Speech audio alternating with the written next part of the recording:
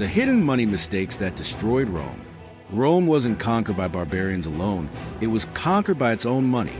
The silver coins that once ruled the world turned into worthless metal. Inflation exploded, trade collapsed, and trust in money disappeared. Sound familiar? Let's uncover how money destroyed Rome and why it matters today. At its peak, Rome was the wealthiest empire in history. Its legions stretched from the misty hills of Britain to the sands of Egypt. Its roads linked distant lands, and its silver coin, the denarius, was a global standard of trade. But beneath this golden age lurked a fatal flaw.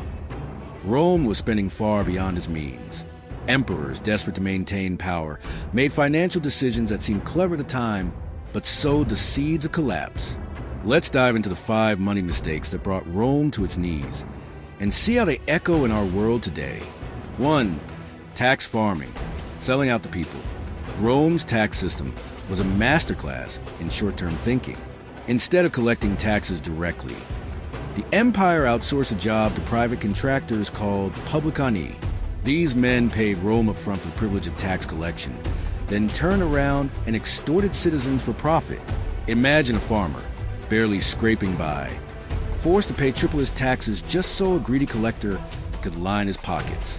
In one infamous case, the province of Asia was bled dry by publicani, sparking revolts that destabilized a region. The resentment wasn't just personal, it was economic. Farmers abandoned their fields, unable to afford the crushing demands. Small businesses folded under the weight of corruption.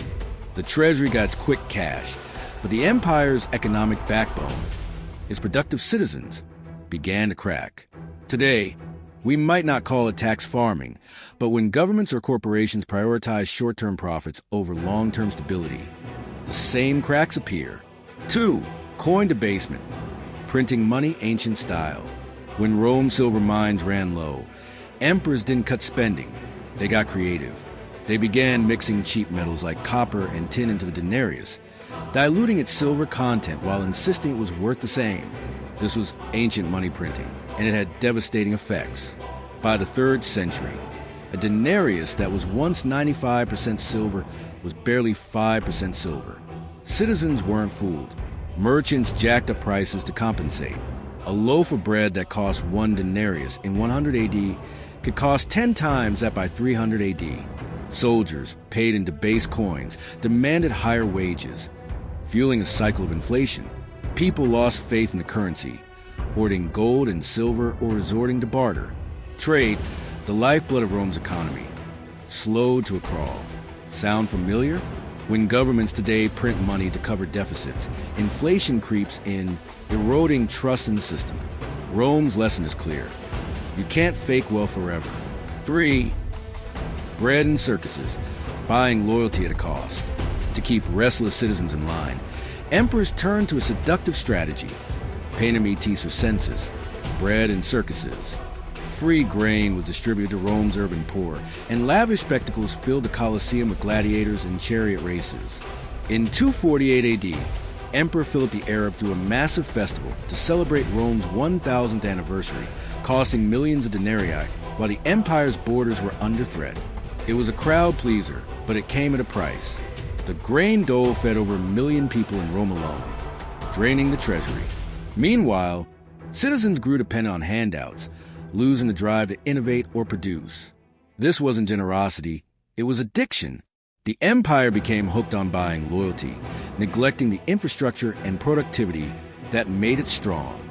Today, we see echoes in government programs that promise free benefits without addressing long-term costs. Handouts might win votes, but they can hollow out an economy. For military overspending, a sword that cuts both ways. Rome's legions were its pride, but they became its downfall.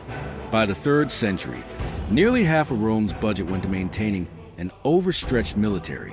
The empire's borders spanned thousands of miles, requiring constant defense against invaders like the Goths and Persians. To pay for it, emperors leaned harder on coin debasement, sparking inflation that made soldiers demand even higher pay. In 235 AD, Emperor Severus Alexander was murdered by his own troops for failing to meet their wage demands. The cycle was vicious. Debased coins raised costs, and rising costs demanded more debasement. The military, meant to protect Rome, became a financial black hole. Compare that to modern defense budgets, where nations spend trillions on global commitments. Rome shows us that even the mightiest armies can't save an empire if the money runs dry. 5. The final blow. Collapse of trust. Money isn't just metal, it's trust. When Rome citizens stopped trusting the denarius, the empire unraveled. By the 4th century, inflation was so rampant that farmers refused to sell crops for worthless coins. Cities went hungry as trade reverted to barter. In one desperate move, Emperor Diocletian issued an edict on maximum prices in 301 AD, trying to cap inflation by law. It failed miserably.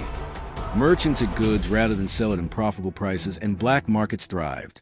Without trust in money, Rome's interconnected economy collapsed. Local regions turned inward, and the empire fractured. Barbarians didn't need to storm the gates. Rome's financial foundation was already dust. Today, when we see rising debt, inflation, or distrust in institutions, we're treading the same path. Trust, once lost, is nearly impossible to rebuild. Why this matters now. Rome's fall wasn't just about battles or politics. It was about money.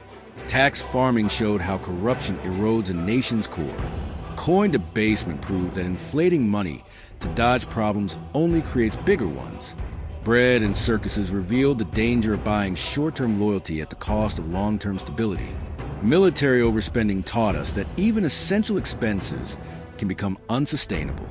And the collapse of trust underscored that no economy survives without confidence in its currency. These aren't just ancient history lessons, they're warnings. Governments today face similar temptations, printing money to cover debts, promising endless benefits, or overextending resources. The U.S. national debt, for instance, has surpassed $33 trillion, with interest payment projected to hit $1 trillion annually by 2030. Inflation spikes remind us of Rome's debased denarius, and polarized societies echo the distrust that fractured the empire.